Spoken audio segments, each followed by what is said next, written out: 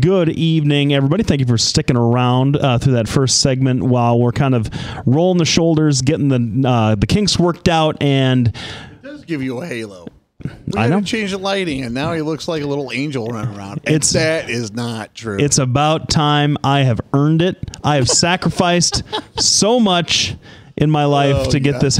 No, so you, because if anybody's suffering from all white privilege, it's you, man. It's you. One of my favorite jokes. One of my favorite jokes in that regard. Jim Gaffigan said, because he's a pretty pale blonde guy. He said that his dad's Norwegian, his mom was a polar bear, or some way around that. That's about right. Yes, that's about right. Some all pure white husky was in my lineage at some point. Although that's probably giving me a little bit too many props. Yeah. So you were doing the Ukraine thing. Contrary to what the Republican nominee for president says, it's got a lot of Russian problems right now. How'd you find the country? Well, here's if you go back and you look at their GDP, up until I think it was 2010, they outstripped even Germany as far as economic production. Now, as raw numbers, no, because their economy wasn't as developed, but as far tiny as growth, well, they have in terms of population too. Well, they're 50 million people, and so they were really an economic powerhouse as far as GDP, and were really clicking right along. And then, of course, the ultimate form of liberal took over, a commie, and wiped everything else out. And so here they are in the middle of a war. And their economy is estimated to grow faster this year than the Germans. They have got their crap together, and at least economically.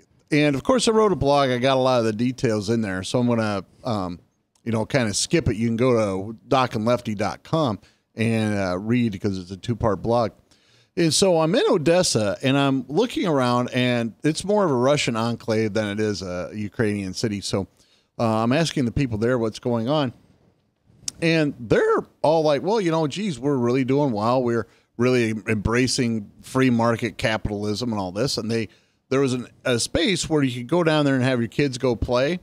And honest to goodness, this is going to sound bad, but it's really positive growth.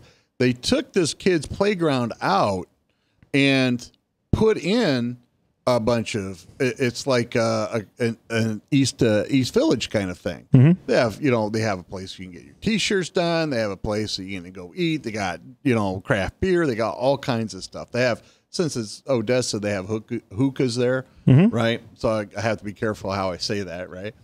And as I'm talking to everybody's like, yeah, we really don't care about Crimea. We think it sucks, but, it's never really been ours. And the other thing is neither is Donbass, which is the area they're fighting over. Right.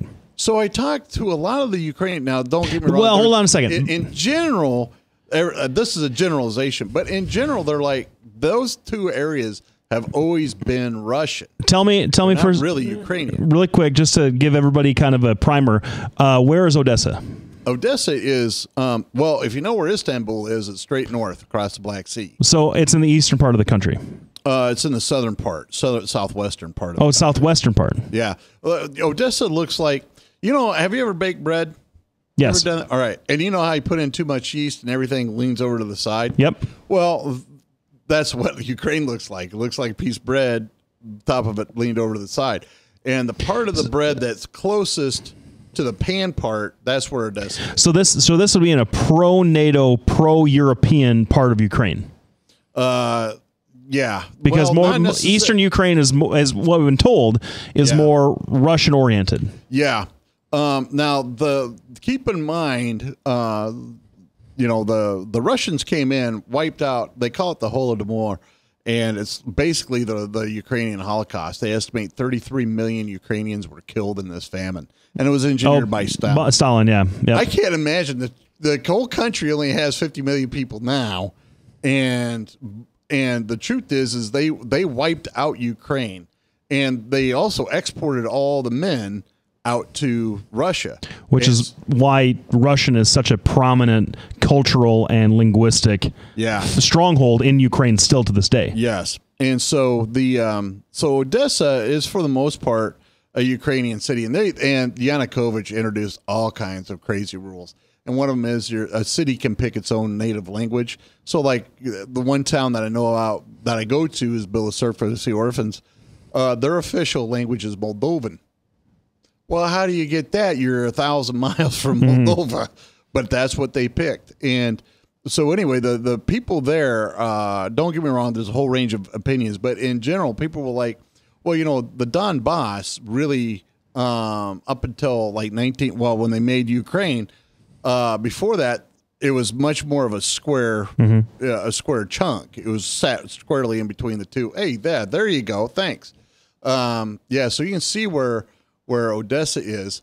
But over there in Lugansk and Donetsk, those areas have always been much more Russian.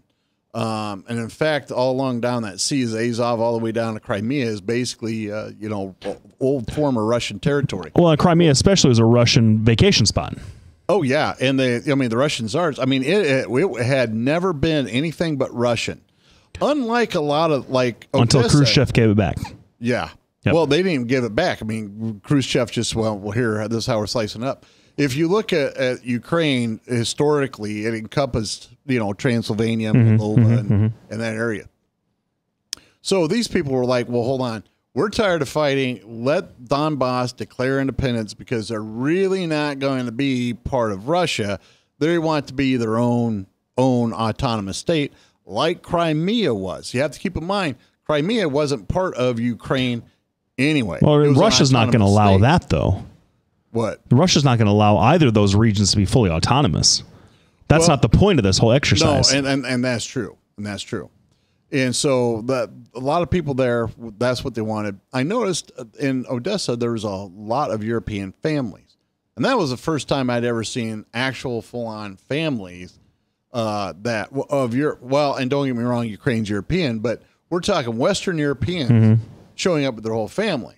And there are a lot of Germans there. There are a lot of Italians. And I thought, wow. And they felt safe enough to move to Ukraine. They felt safe enough. Interesting. One of the things that happened is, for the first time ever, they prosecuted a Ukrainian official, an oligarch, for corruption and succeeded.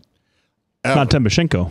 Not Timoshenko. There was I can't remember who it is they prosecuted, but they managed to get one of the oligarchs and they brought in a New York prosecutor of Ukrainian descent, and so that was a real bonus. So I'm in Kiev. It's even worse. Honest to goodness, it was even worse because it was quiet. It was the first time in years I'd gone there without either bullets flying, grenades going off, fighting in the street. I mean, I was kind of disappointed, honestly. And so I went around and took a look at all the damage. They were repairing the damage with the added bonus of I'm standing. There's a zip line. They have a river through the middle of the city, and I think it's the Dnieper River, and it's about probably 3/4 of a mile wide. Okay, and they have a zip line across. It's about the size of the Mississippi, then. A little, just a hair smaller. And I will tell you, they have the zip line that goes all the way across. There are probably 40 people waiting in line. I wasn't one of them because, that's just crazy.